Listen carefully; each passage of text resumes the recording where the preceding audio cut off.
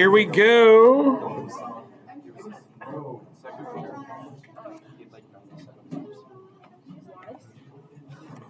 All right. It was great. Okay, so I don't know what's going on here. There we go. All right, you may begin over here. Thank you much. All right, so we are going to start off with U.S. presidents 8 through 10. We left off last class with westward expansion and manifest destiny. We're going to talk about the presidencies of Martin Van Buren, William Henry Harrison, and John Tyler. A little bit about Martin Van Buren. He was born into wealth. He was born into a Dutch family, Old Kinderhook, New York. If you've ever seen the OK symbol, he started that. Okay, from Old Kinderhook. He was self-taught law, got involved in New York State politics. He kind of created the campaign style for the popular vote for the Democratic Party. He had been part of the Monroe administration, had served as Secretary of State in Jackson's first administration, and he was Jackson's second vice president. He was actually kind of handpicked by Jackson to become the next president, the 8th president of the United States. They called him the little magician in his early days of politics because he was such an awesome political organizer. However, as we move through his one and only term in office, that nickname changes. So Van Buren has some major events tied to his presidency. Interestingly enough, he's the first American-born president. And what I mean by that is the previous 7 were technically, they were born in America, but they were born, what citizens? British. Very good. They were born British. So he's American-born, so to speak. He implemented the Indian Removal Act as he comes into office, which was very divisive and unpopular with many groups. Obviously, a lot of people in the South were supportive of it because it pushed a lot of tribes farther west, like the Cherokee. He would not admit Texas as a slave state because he was fearful that there would be imbalance, and Texas wanted to enter as what type of state? They want to enter the Union, but do they want to enter as a slave state or a free state? Slave state. They want to enter as a slave state. There's not a free state to balance them out. He's fearful that if he starts that annexation, it might be unpopular for him trying to seek re-election. But the event that totally plagues the guy's term in office, the single term, is the Panic of 1837. Remember, Jackson used the veto power to totally dismantle the Bank of the United States. It lost its recharter. The money is redistributed to the state banks. What happens is all these little private banks and some of the state banks start to collapse. We have an economic panic. It's one of the worst in American history. It's definitely the worst up to this point. And unemployment rose above 10%. So no longer, as his term is dragging out, is he going to be referred to as a little magician. They start to refer to him as Martin Van Ruin. Because he doesn't really believe that it's the government's job to bail the country out, right? He's kind of got a laissez-faire approach here. Let government do the governing, let business do business, and let the economy recover on its own.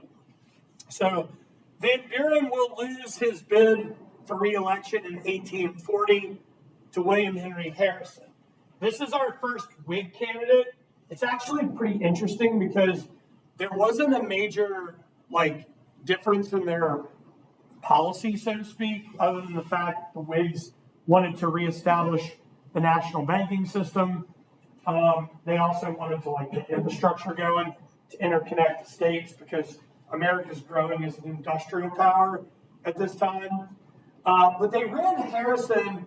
They kind of like took a little bit of Van Buren's strategy in running Harrison as a candidate that kind of like was similar to Andrew Jackson, even though Harrison was a Whig and not a Democrat. So they run him as like this hard-fighting, cider-drinking, like guy that grew up in a log cabin type of thing. But in reality, yeah, he was a war hero from the Battle of Tippecanoe against the Shawnee, and he was a war hero in the War of 1812. But William Henry Harrison was born on a plantation in Virginia, and he came from wealth. So it's kind of like a little bit of a weird campaign style. His opposition, though, started calling him Granny because he was old.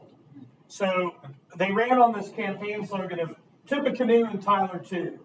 So when he gets elected, he's a little bit, he's got a lot of pride and a little bit of an ego. And he wants to prove to everybody that he's not an old granny.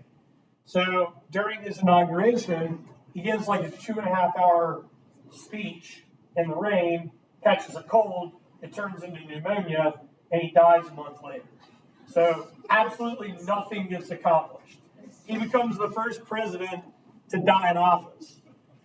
That brings John Tyler.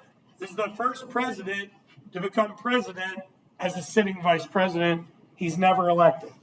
Now, they give him the news when he's playing with his kids, which is understandable because Tyler had 15 kids.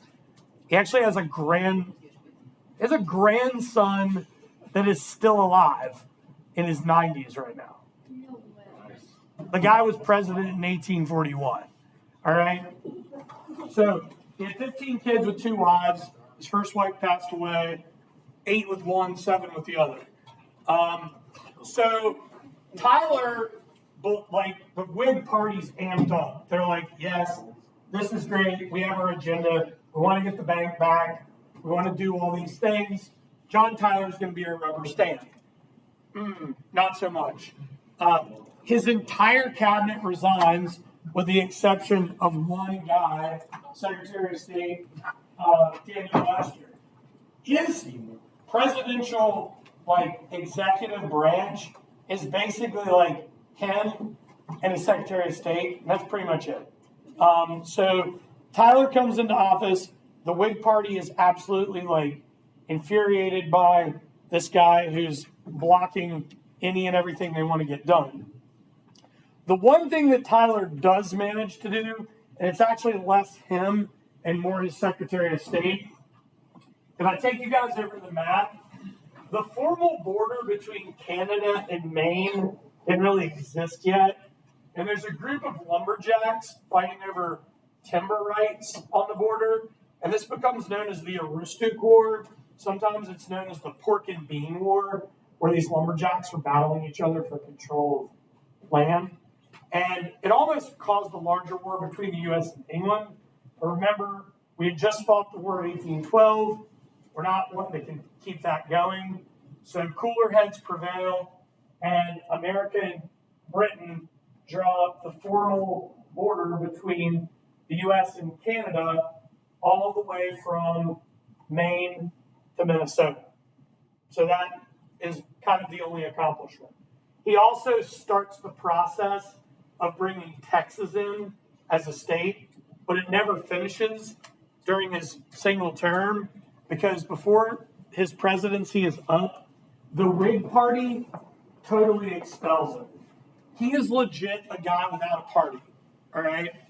He is also our only president in American history that is a sworn traitor of the United States. When Virginia seceded and went with the Confederacy, Tyler joined the Confederacy and was elected to the Confederate Congress. But he never served a day in Congress because he died before they ever went into session. So he's got a little bit of a complicated history. All right. Any questions about Van Buren all the way down to Van Buren, Harrison, or Tyler? This guy might have the most interesting and complicated presidency of the era, and that's James K. Polk. Polk is from North Carolina. He's also our first president to graduate from a state college. He graduated from UNC. But like a lot of guys like Andrew Jackson and Davy Crockett and others, he goes out to Tennessee to get involved in politics, all right? He is what is considered a dark horse candidate. That means he just kind of comes out of nowhere. Nobody really knows who he is. And he's going to run on basically a campaign platform and promise four things. He's going to settle the Oregon Territory. He's going to achieve manifest destiny. He's going to lower the tariff. And he's going to restore the independent treasury. He does them all. Rarely do we see this happen in American history where a president says, I'm going to do these things in one term and gets them all accomplished. But he managed to do it. The guy pretty much worked himself to death. He worked like 16-hour days. He had gas lamps installed in the executive mansion. But his legacy is very controversial because a lot of what he achieved was achieved by threat of war or actually going to war. For example, his campaign slogan was 54-40 or fight, meaning that if America didn't get the Oregon Territory settled with Britain, they were going to go to war. Now, check out the Oregon Territory. Is America in any shape to fight a war 3,000 miles away from D.C.? No. But this is a pretty decent bluff. Is Britain in shape to fight a war 6,000 miles away from London? No. They are not. So he actually ends up getting most of what he wants, and that is the Oregon Treaty will settle the Oregon issue. Check out what America gets out of this. America gets Oregon, Idaho, a sliver of Montana, and Washington. They also get access and control of the Columbia River Valley. What does Britain get? No. They get, check it out, British Columbia. Yeah, well, they get the province of British Columbia. The whole thing. All of that. And Vancouver. Right? So this prevents war, and it finishes up the border. So now the border is set between the U.S. and Canada. When do we get Alaska? After the Civil War, we're going to buy Alaska for $7.2 million from Russia. During the Andrew Johnson administration, but that's a story for a different day. We'll get into that in lesson 10. You guys are really getting me, like, you're going to take me down a weird rabbit hole. Hawaii is I don't want to get into that right now. I could get into it, but Hawaii will take me like a good 5 minutes to explain, and I don't want to lose time.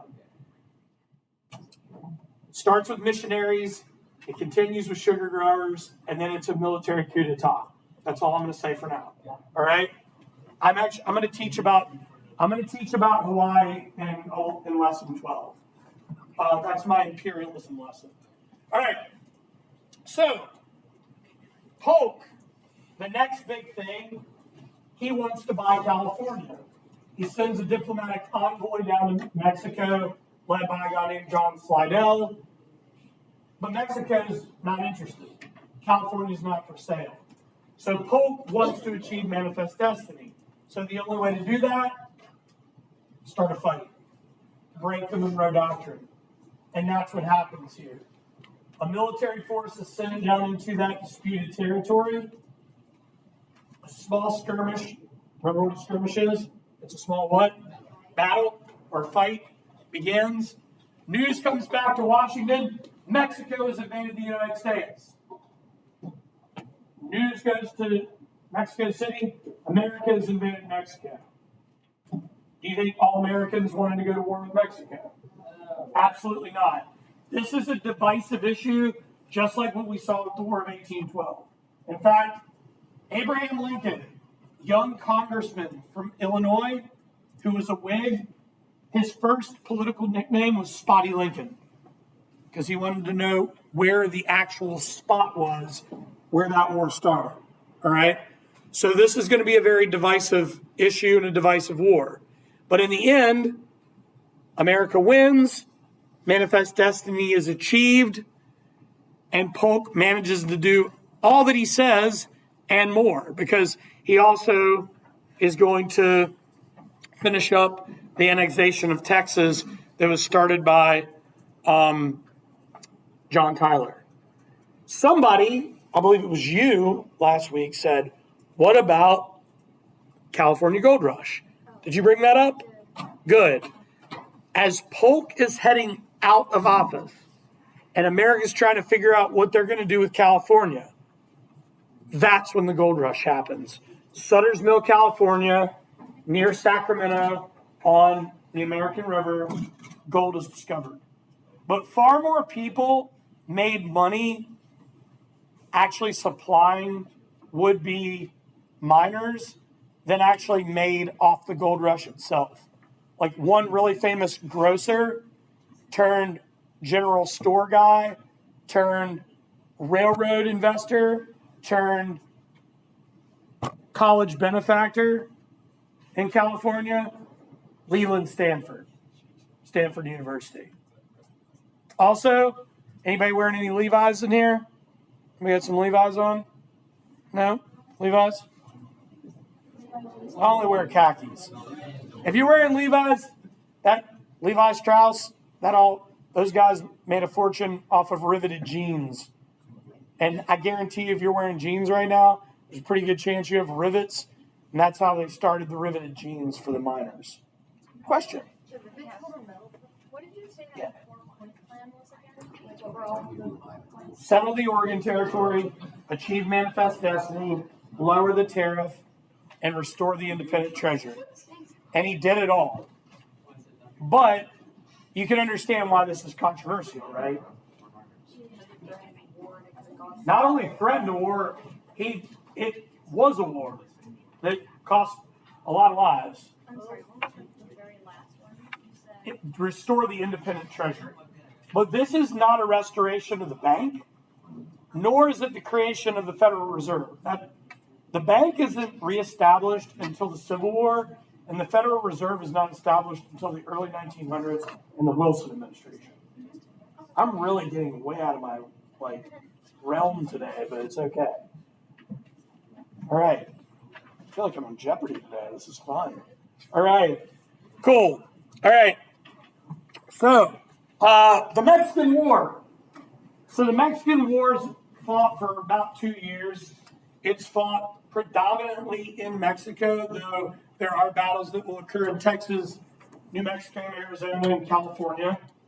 The most recognizable battle and decisive battle of the war is the siege of Mexico City.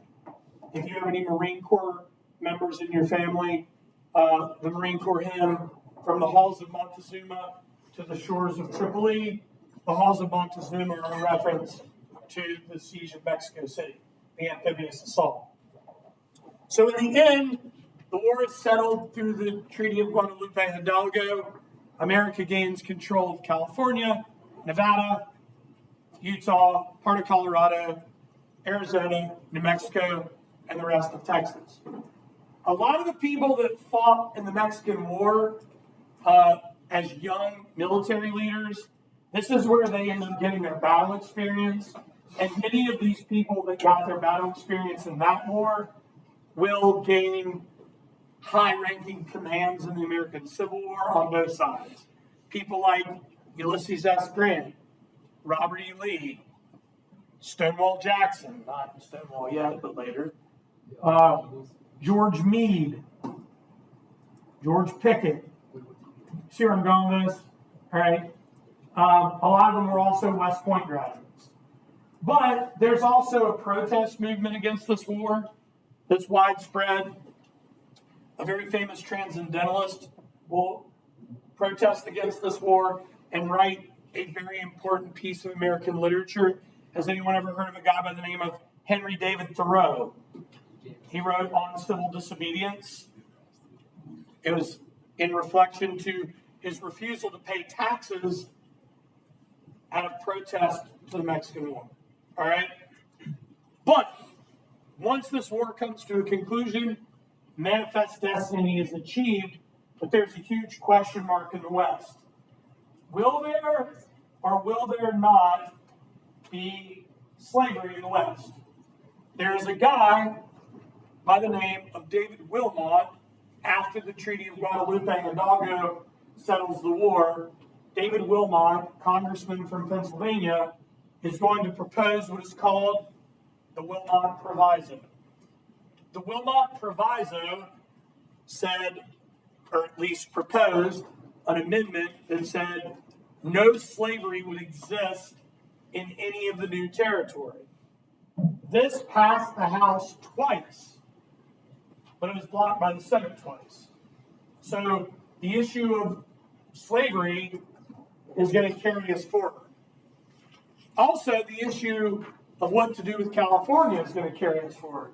Because I don't know if you realize this, California, after this war, becomes its own what? Anybody? Any ideas? What does California become? Not yet. Yeah, they become their own republic. They're their own country for like 2 years. If you ever look at a California state flag, what does it have on it? A bear. And what does it say on it? Bear Flag Republic. And what's above the bear's head? A star. It was its own country for a hot minute. But it will become a state. And it will become a free state. All right? There are also some really famous military commanders who have their political careers catapulted by this war. Zachary Taylor, John C. Fremont, and Winfield Scott. And I've got a couple of images related to them here in a minute. All right. So, Zachary Taylor from Orange, Virginia, war hero of the Mexican War, nicknamed Old Rough and Ready, goes on to become president after the war. In the middle, John C. Fremont, pathfinder of the Oregon Trail, leader of the Bear Flag Republic, hero of the Mexican War, goes on to become the first Republican candidate for president in 1856. He wasn't elected, though. And then Winfield Scott, Old Fuss and Feathers, as they called him, from Dinwiddie County, Virginia. His political career is launched. He runs for president as a Whig, is not elected, but he'll maintain, actually, both Fremont and Winfield Scott maintain military commands. Are y'all familiar with Scott's Addition in Richmond? You guys ever heard of it? It's actually named for him because Winfield Scott married the mayor of Richmond's daughter, and their wedding gift was that tract of land. And that's how I got the name Scott's Addition. So, a little bit of local history for you. Look at this map. Check it out. All the purple, right? That was the land that was American land as a result of the Treaty of Paris after the Revolution. All this, I don't know what color you want to call that. It's like an aqua green or something. Louisiana Purchase. Florida, the Adams-Otis Agreement during the Monroe presidency. Texas Revolution. The Oregon Territory settled during the Polk administration, and then the Mexican War. Now, there's one little tract of land here. It's called the Gadsden Purchase. That happens under the presidency of Franklin Pierce. I'll teach you about that in later as we head into the Civil War. All right. Questions up to this point? All right, cool. So now we move into the First Industrial Revolution. How am I doing? 29. It stopped. Oh, no, 10 minutes. 10 Yes. I was with the wrong one, sorry. All good. Give it another time. Wonderful. I actually said two, I don't know why. That's awesome. All right. First Industrial Revolution starts in England, right? We know this. We talked about this in the past, yeah. Right? They're a manufacturing powerhouse. But in the early new nation, by the early 1800s and mid 1800s, America is now in the mix. And we start to see British industrial and entrepreneurs starting to arrive in America in the late 1700s. What is an entrepreneur?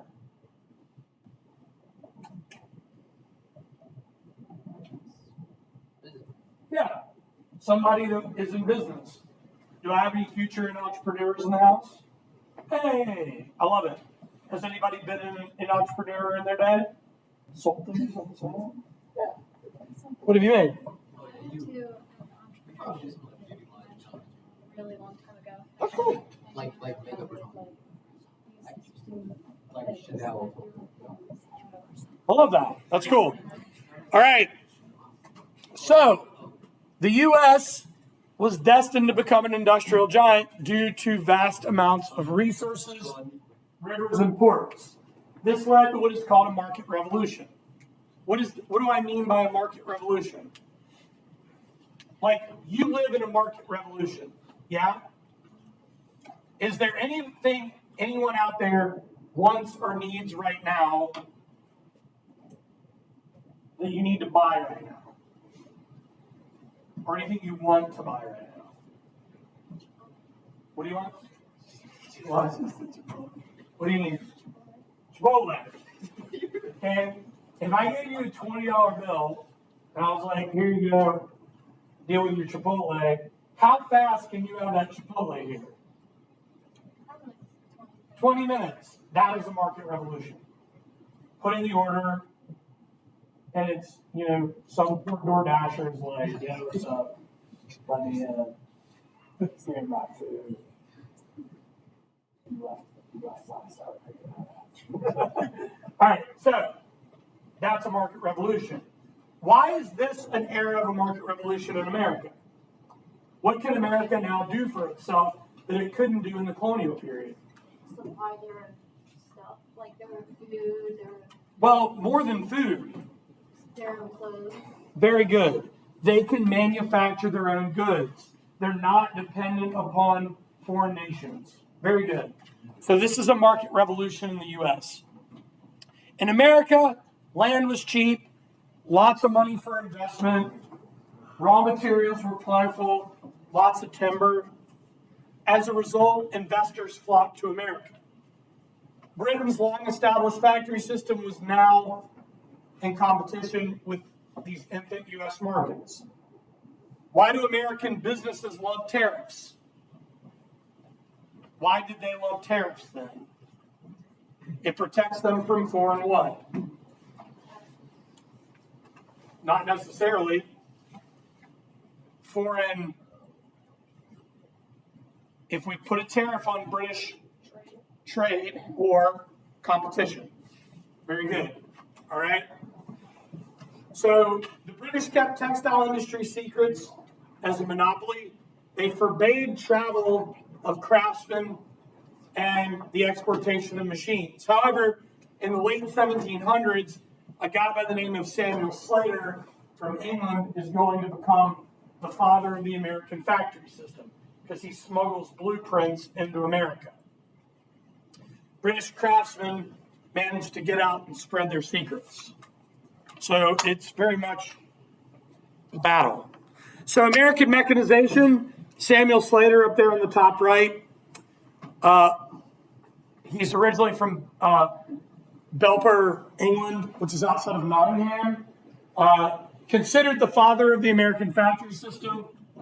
He establishes Slater's Mill in Pawtucket, Rhode Island in 1793 on the Blackstone River. But what other nasty little tradition does he start? Who does he employ to do his labor? Kids. Very good. This is also the beginning of widespread child labor in American industry. That's a problem. the powered loom, spinning jenny, and the flying shuttle are all these major inventions in manufacturing. The powered loom, have you all ever done a loom before? Hey, just me? You know? Yeah. Really? Here, Grandma, enjoy this potholder, right? This is like massive looming, okay? Which is remarkable because how many of you guys have ever done coding before? Like Day of Code, right? The whole premise of coding, the card system behind coding in the early days of the computer was born out of the coding that was used in the early looming systems, which is pretty cool. Spinning jenny, spins thread. The flying shuttle allows for huge pieces of cloth to be produced, yards and yards of cloth. Slater gets competition. Francis Lowell will establish the Lowell Mills in Lowell, Massachusetts. Eli Whitney will invent the cotton gin. Ironically, he invents the cotton gin in the late 1700s to bring about an end to slavery. You could use this engine to clean cotton 50 times faster than it could be done by hand, but sadly, it backfired because rather than the institution of slavery going away, it actually increases demand and further divides the nation. All right, we start to see cotton spread farther south, farther west to Texas. Northern manufacturing of textiles will mostly be dominant in New England and eventually in the Middle Atlantic due to the large labor force, access to the Atlantic, and fast rivers to power the mills. That is Slater's Mill in Pawtucket, Rhode Island. That's the Blackstone River. This is what a New England mill looked like. You have your fast-moving waterway canal into your mill wheel. The gears of your mill wheel would then turn this pulley system connected to gears and belts to power every level of your factory. Your powered loom, your spinning jenny, and your flying shuttles. Check it out. In 1835, Lowell had 22 mills. By 1855, he had 52. And most of the labor force were young women. And it's pretty impressive because those young women are going to go on to become some of the early labor leaders in American history. So we're going to talk about that as we move forward. This is where we pump the brakes today. How am I doing over here? 2 minutes, 18 seconds. Beautiful. Robert Fulton, inventor of the steamboat. He had competition, but he won the what? Right? Very good. He won the patent over Henry Shreve. Remember, the steam engine was borrowed from England, though. This is revolutionizing the movement of goods and people. Eli Whitney, not only the inventor of the cotton gin, but also a machine made interchangeable parts. Interchangeable parts were produced through assembly line production, and it is going to allow for the manufacturing, mass production of all types of goods, not just the cotton gin, but guns, watches, clocks, wagons, mechanical reapers, etc. In fact, have you all ever heard of Samuel Colt before? The Colt revolver? He got into business with Eli Whitney's son to mass produce weapons. Howe and Singer, the Singer sewing machine is the first in-home sewing machine that allows you to repair or produce. Does anybody like grow up with a grandparent with a Singer sewing machine in the house? You ever stuck your toe on one of those? No. So you'll never forget it. Cast iron, brutal. All right. The McKay stitching machine. This is the first mass production of shoes. I'm sure many of you out there love having a left and right shoe. We can thank the McKay stitching machine for that. Also, the Civil War is a big reason why we moved toward a left and right shoe. The mechanical reaper, invented by Cyrus McCormick and Joe Anderson in Steele's Tavern, Virginia in 1831. And in the post-Civil War era, it'll be mass produced in Chicago. John Deere, very good earlier bringing up John Deere, invented the steel plow, but more remembered later, post-Civil War era, Second Industrial Revolution era, the John Deere tractor. Samuel Morse, are y'all familiar with Morse code? Yeah. It's named for that guy because he invents the telegraph. Okay? And he also brings photography over from France. But the guy that really takes photography to the next level in America is a guy by the name of Matthew Brady, who's going to have a team of photographers taking pictures during the Civil War. We'll learn more about them later. As previously mentioned, the powered loom, spinning jenny, and the flying shuttle were all major inventions for the mass production of textiles.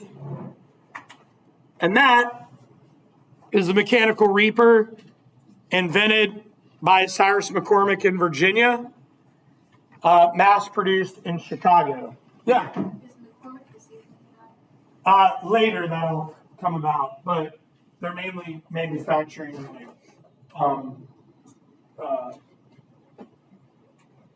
farming equipment. Big reason why they did it in Chicago is because the Midwest starts to grow, like no pun intended, for mass production. Later we'll move to that side of the business. Yeah. All right, that's all I got. And cool.